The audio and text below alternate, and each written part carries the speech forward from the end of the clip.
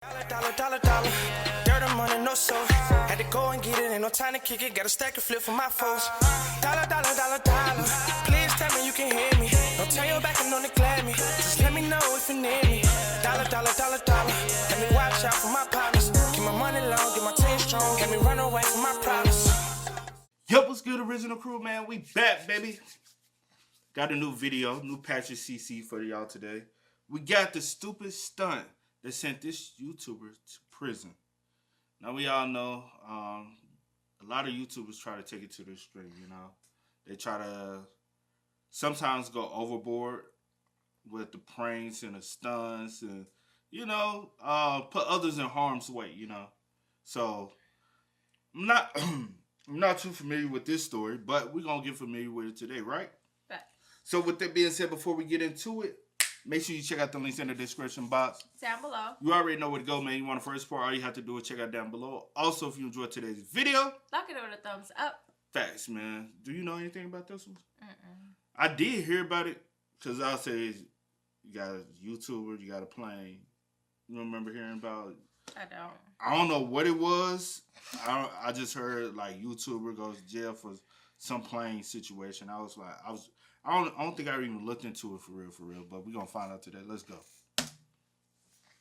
On December 23rd, 2021, YouTuber Trevor Jacob uploaded this video called "I Crashed My Airplane." The video starts with Trevor holding his best friend's ashes in a Ziploc baggie. His plan was to fly this plane from Lompoc City Airport in Southern California to Mammoth Lakes, California to snowboard, paraglide, and spread his friend's ashes in honor of his adventure-filled lifestyle. However, this plane did not make it to Mammoth Lakes. It crashed into the Sierra Nevada mountains after Trevor ejected himself from the side door. Luckily, Trevor survived and secured the footage to be able to tell us this incredible story. What he didn't realize is that this video was the main source of evidence that the federal government used to put him in prison. Most people are smart enough to know that they shouldn't film themselves committing a crime, but this wasn't even the first time Trevor's videos landed him in jail. Trevor's very first photo on Instagram is a picture of him train hopping in East Ohio. This photo was taken in 2012, while Trevor was filming his journey to skateboard across America, starting in New York City and trying to make it all the way back to Los Angeles. The only way he would be able to get to a new city is by hitchhiking or freight hopping. Like many other train hoppers, Trevor would hide out at the train yard and wait for the staff's shifts to end. Then he would secretly board a train and ride the rails until they stopped or reached their next destination. They wanted to stop at Woodward, Pennsylvania, a world-class weekend retreat for skateboarding, BMX, scootering, gymnastics, and all other action sports. It was during this trip that Trevor Jacob accidentally made skateboarding history. He landed the world's first double backflip on a skateboard. However, skateboarding legend Danny Way says that this trick is technically not a flip.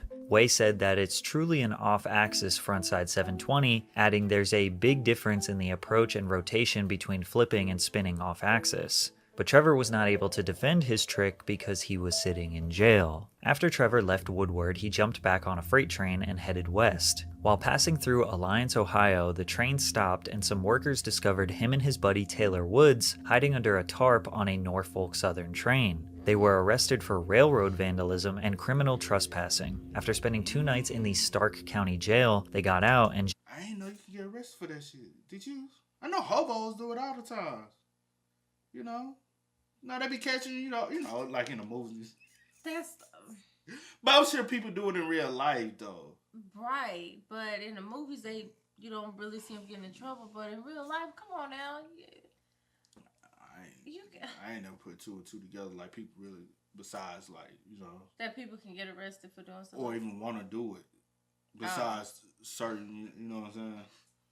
I never came across my head. Right back on another train, and another, until he finally made it back home. This particular trip was not the first, nor the last time Trevor train hopped. I can't tell you not to freight train hop, but if you do, don't film it and don't put it online. It's way more hassle than it's worth, but they've actually forced me to delete 99% of the videos that I've had on there, court ordered. He doesn't do this because he is homeless with no money. Train hopping is more of a way of life, a rebellious act of defiance and pursuit of freedom, performed by punks who are typically not looking for work nor interested in being a part of society. However, it was this exact lifestyle that earned Trevor a career working for Travis Pastrana's Nitro Circus. Nitro Circus is an action sport collective that travels the country doing live events performing stunts for large stadiums of fans. This was created by Travis Pastrana, professional motorsports competitor and stunt performer. Travis invited Trevor to be a part of the Nitro Circus team from 2013 to 2014. Trevor spent a lot of time with the collective. He also helped Travis film his movie, Action Figures. This was an energy-packed, high-octane film filmed with the craziest stunts performed by the most badass dudes on the planet. Trevor Daniel fit the bill as someone who can pretty much do anything. Skateboard, BMX, snowboard, skydive, dirt bike, you name it, Trevor can do it. He wasn't too interested in traditional sports like basketball or football. Seeing some commercial success through action sports inspired Trevor to get back into his first passion, snowboarding, as he was about to qualify for the 2014 Olympics in Sochi, Russia. Trevor grew up on a ski resort in Mammoth Lakes, California. His father owned a baseless binding company that would supply local shops. Trevor spent his entire youth shredding the mountains and busting out insane tricks. At age 7, he won 3 gold medals in the USASA Nationals. At 13, he became the youngest half-pipe finalist ever at the US Open of Snowboarding. By age 16, he secured a cover of Snowboarder magazine in August and September of 2010, landing himself a Nike 6.0 and Oakley sponsorship. He was a snowboarding prodigy. From 2010 to 2012, he placed top 5 in various Dew Tour and Grand Prix snowboarding events, including a first place in halfpipe at the Burton AM Series. But Trevor could not fully commit to one sport. Snowboarding wasn't even his passion. He just grew up on a mountain and didn't have much else to do, and knew that he was really good at it. Not to mention the countless injuries. He claims to have had suffered at least 25 concussions from taking massive slams on his board. In 2012, he simply quit and embarked on his train hopping / skateboarding across America journey. After this trip, he ran into his former snowboarding coach, Mike Jankowski, who had connections so Trevor could train with the Men's USA snowboard team. But Trevor wanted to try a new event, Border Cross, which is a downhill racing event with twists, turns, and jumps to test a snowboarder's board control. At that camp, Jacob was wild, rough around the edges, and didn't fit in with everyone on the team. Many of the riders felt like he didn't deserve to be there. However, on his first official event, Grand Prix from the Canyons Resort in Utah, he secured a first-place victory. From there, he struggled in future events, but came through when it mattered the most. He won his first World Cup race in Valnard, Andorra, and was the second U.S. man named to represent the Olympic team. And I couldn't. He good at whatever the fuck he does, though. Like, you can't. Can't take that away from him. Yeah, he good at it. Shit.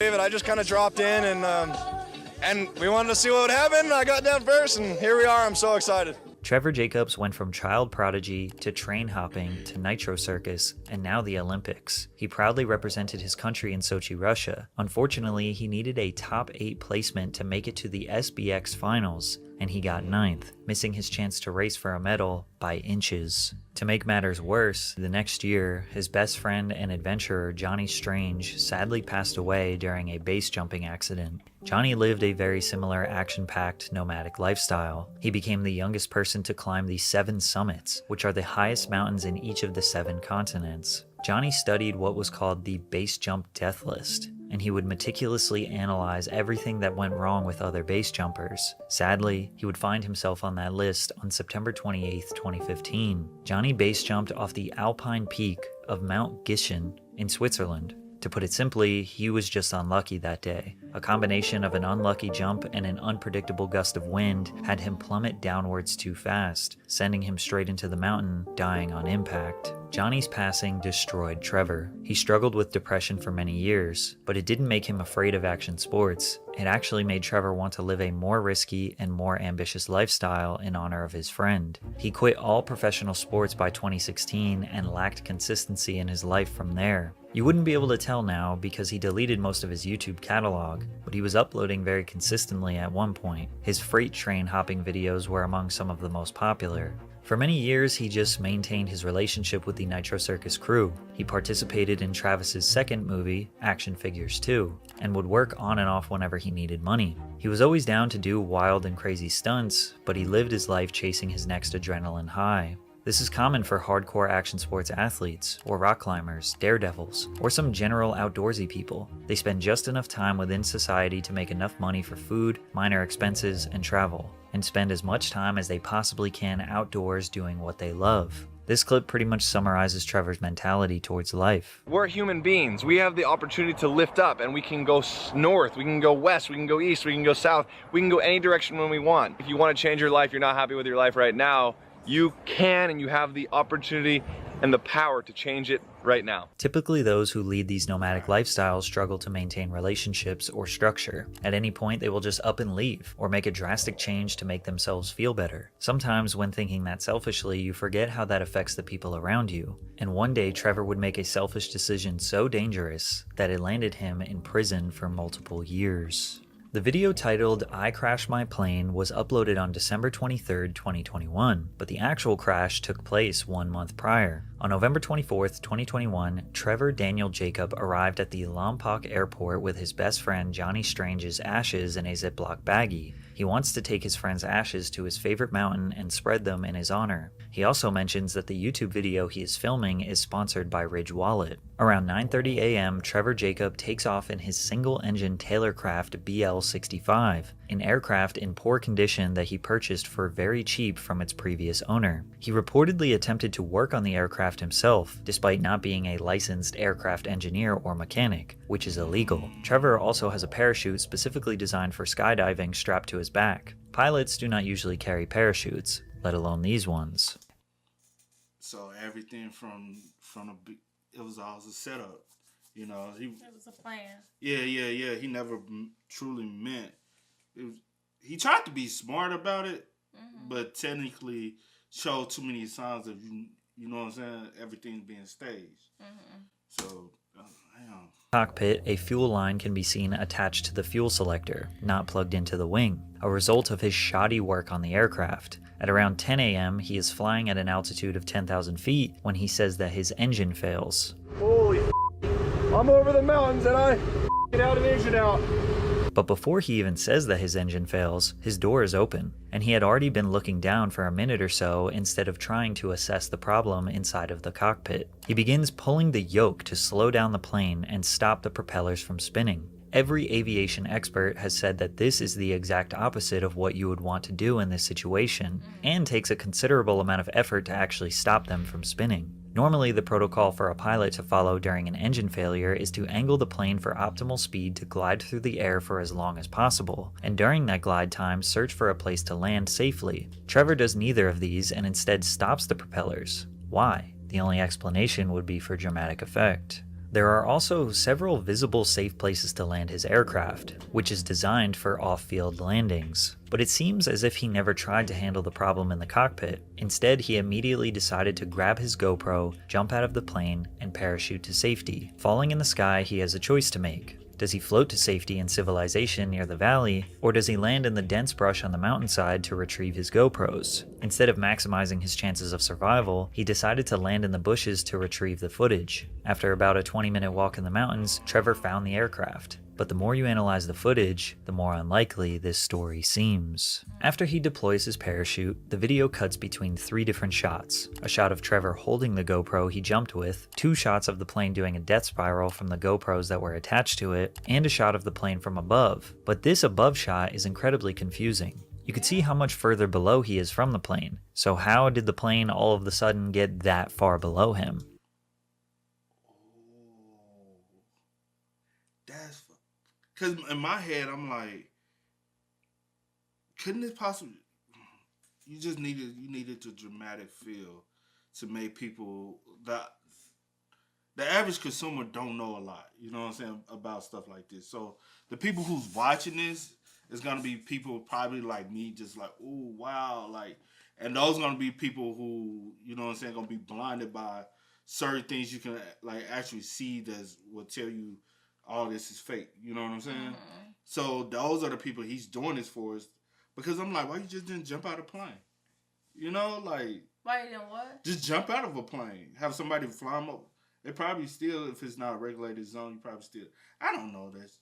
I'm saying you could have just jumped out of a plane and if you wanted to do that, like jump out of a plane, but you wanted to make it seem like have somebody actually like flying you up and you just jump out. Yeah. I guess you was like, oh, it'd be more dramatic feel. It seems like I'm in a mercy and right I gotta crash. Seemed like it was right up his alley. Like from all the stunts and antics that he does. Like I escaped death type thing. You know what I'm saying? Trevor claims that while he was parachuting, he pulled out his GoPro and filmed the plane as it fell to the earth. Jeff Harris explained that the only possible way Trevor could have gotten this angle is if he jumped out of the plane and moved 4,500 feet horizontally while only losing 800 feet in elevation, which is impossible. Not to mention that these above shots are perfectly stabilized and smooth with the plane in the center, and they rotate on a perfect axis, never dipping in elevation. Under no circumstance would that plane hit the ground before him. He fell for 3,500 feet in what people estimate to be 20 seconds before deploying his parachute. That specific plane is known to glide really well, so the shot of the plane from above would have been impossible unless it was shot by a drone or chase vehicle operated by someone else. Jeff Harris's theory is that Trevor jumped out of the plane, landed safely in the valley, got picked up by his friends, and used that drone footage to locate the plane, then the next day did another flight and another jump near the crash site to recover the footage and act out an entertaining YouTube video. But the evidence doesn't stop there. As soon as he lands, he struggles for a bit, trying to get himself out of the brush. We get a black screen that says 20 minutes later, and he is now filming with his phone. Then it cuts to GoPro footage without his bag on his back, then back to his phone, then back to his GoPro. And he ain't got the jacket and stuff on, you know? Like, you know, whole new... What we got going? Trickery of the eye. You a little magician out here, ain't you? Although it's unlikely to have self-service out there, why would you waste phone battery filming when there's a mere chance you could use it to call someone? He says he always freaking fly with a parachute. Although he has multiple videos of him flying without a parachute. You can also see that he is carrying a gun. Pilots carrying guns is not typical, unless you are extremely paranoid. But when you are entering the mountains with dangerous animals, it makes sense to carry. So it's almost like he knew he would end up in those mountains. The rest of the video is him just trekking through the mountains miles and miles away from civilization. But only 7 hours went by and somehow farmers located him. These farmers just happened to be driving through the mountains, off-road, and they were wearing all black and skateboard shoes. The video ends with Trevor completing his mission of spreading his friend's ashes on the top of his favorite mountain to paraglide. After Trevor posted this video, immediately every pilot and aviation expert on YouTube assessed it and gave their thoughts. All of them agreed that based on this footage, Trevor did nothing to try and save that aircraft and most likely had full intention of jumping out of that plane while letting it crash on purpose. And it turns out,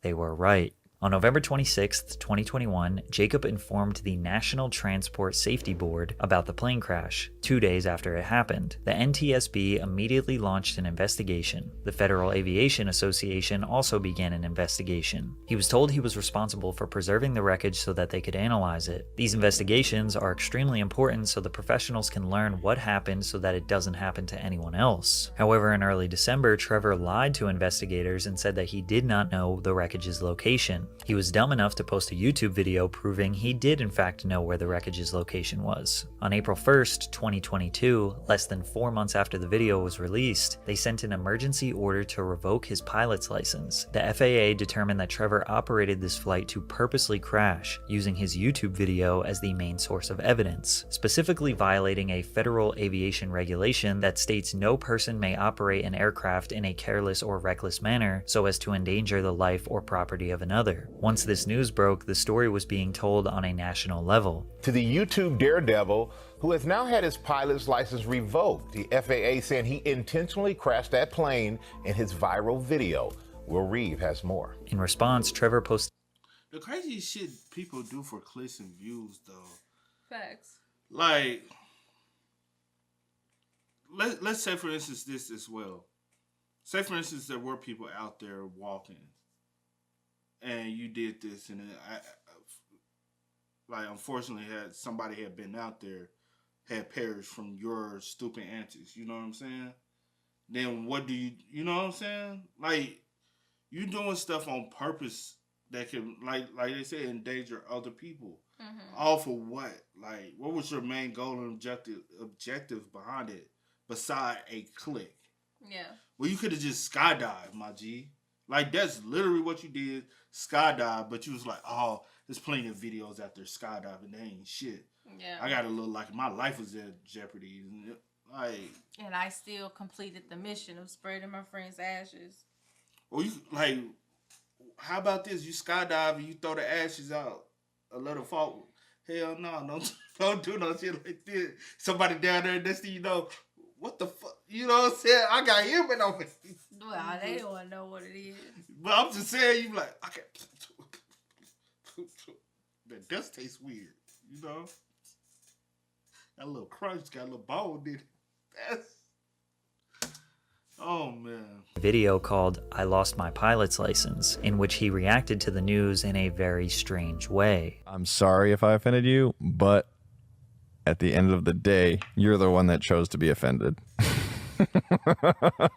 After watching this video, it really proves Trevor is pathetic. He decides to go down the "they were trying to sabotage me" route when it's so obvious that he staged the video. Even though his license was revoked, justice was not served. This investigation was not over. As you can imagine, the USA has extremely strict laws regarding air travel after 9/11. Purposely crashing a plane is a felony, and the federal government started their case against him. In the meantime, Trevor continued to live an adventure-filled life, base jumping, skydiving. A lot of his videos are now deleted, but he continued to upload ones despite the comment sections absolutely destroying him. In July of 2022, he posted a video titled, "I'm sorry." In this 45-minute rant, Trevor does not apologize. He says that he didn't intend on hurting anyone or making anyone angry. I didn't think that everyone would perceive it the way that it was perceived. I didn't really know how it was going to get perceived, but I definitely didn't think it was going to make people angry. He rambles on how he isn't a bad person, but the internet made it seem like he is one. Then Vice put out a 20-minute documentary that celebrated Trevor's life. He addressed the allegations there. Whether I completely did that on purpose or whether it was the scariest, most terrifying act. You don't go in and say whether I did it on purpose or... Because he's not trying to, like, take any type of accountability or apologize or ownership. He just, like... Whether you perceive I did it on purpose or not, then, like, that's... Like, if it made you angry, then... That's on you. Like, what? I just know I got my views and clicks that I want out of. No, come on, man. Try that on purpose or whether it was the scariest, most terrifying accident that was completely not intentional. The world may never know.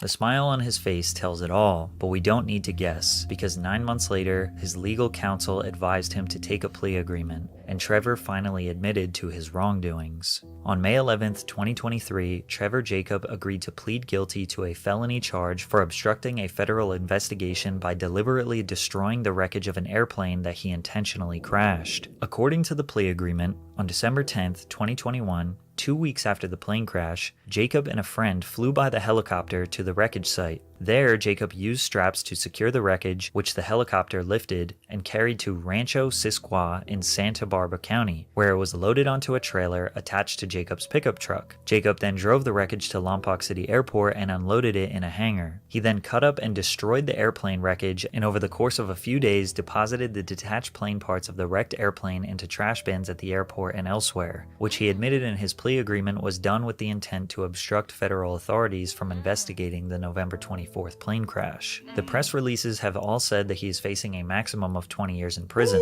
but we know plea deals are strategic. If they did a full-on trial and he was found guilty, he might face that maximum, but he is essentially cutting his losses. The minimum sentence is just a few months of probation. Trevor does have a prior criminal record, but ultimately his fate is in the judge's hands. His sentencing will happen within a few weeks from now. If the judge sentences him to more than 24 months, he can appeal. And when we find out, I'll update in the comments what his sentence was. It's unlikely this was all a stunt for a Ridge Wallet sponsorship. Trevor has not been one to ever care about money. His whole life has revolved around documenting his crazy adventurous lifestyle. He genuinely believed that nobody could get hurt and that abandoning his plane would be the most badass stunt he's ever done. Even though Trevor pleaded guilty, it's pretty obvious he doesn't think he did anything wrong, but he has a lot of time to think about it because his next big adventure is going to be sitting in a prison cell for many years. Was it all worth it at the end? Was it all worth it at the end? That's a question for him. That's crazy, We bro. may never know. We may never know. Well, personally, myself, I don't think so. I wouldn't put my life on online or my life in behind bars for no YouTube video. You know what I'm saying? Because either way it goes, was like risky. I mean, I know this what you're used to doing, risky type, you know. Yeah. Risky type content or whatever the case may be, but anything could have happened. Even with the parachute, I understand that could have malfunctioned. Anything could have happened. You know what I'm saying? Yeah. And I just, honestly, it wasn't worth it. But again, for me, it wasn't. I wouldn't, you know, do something like that. But again, everyone is different. Yeah. He lives on edge, and he didn't really think it through. Yeah. I can see him doing somewhere from, at the most, because he took a plea deal of 5 years at the most. Minimum, I'd say probably like 18 months. You know what I'm saying? A year and a half. But it will be up to the judge, right? Yeah. I think federal. I think the judge rules. But my thing is, if you're going in with that same kind of mentality, but you took a plea. 9 times you pleaded out. You took a plea agreement. Yeah, I do want, but I just hope you will still go in with some type of, like, you know, accountability and, you know, be apologetic. I cannot talk. I don't think he's apologetic. You know what? For hiding because you deliberately did that. He's still apologetic about it. He's like, hey, I got my YouTube. I mean, I guess everybody also, I thought about it because I was like, maybe he got the inspiration from doing like the Nitro Circus stuff. We never know. Maybe he understood how to do stunts and stuff and wanted to do extreme because he's been doing. You never know where he get the inspo from, but I just think it was crazy. I don't think it was 100% worth it at the end of the day. Not to do it for, you know, video or whatever he was doing it for, video, and then just to be locked up behind it. No, it wasn't. Nah. Yeah. But hey, you play with fire, you might just get burned. And at this point, he got burned. And luckily, nothing else happened with this, because like Patrick said, the plane was very rigged not to. Already, So luckily, nothing else seriously happened. Yeah. From behind it, man. But hey, y'all spam us up. Y'all let us know y'all thoughts about it in the comment section down below, Please man. do. But as always, y'all know how it go. I do go by the name DJ. We get this here. We are. Had to go and get it. Ain't no time to kick it. Got a stack and flip for my folks. Dollar. Please tell me you can hear me. Don't turn your back and don't neglect me. Just let me know if you need me. Dollar. Let me watch out for my partners. Keep my money low, get my team strong. Let me run away from my pride.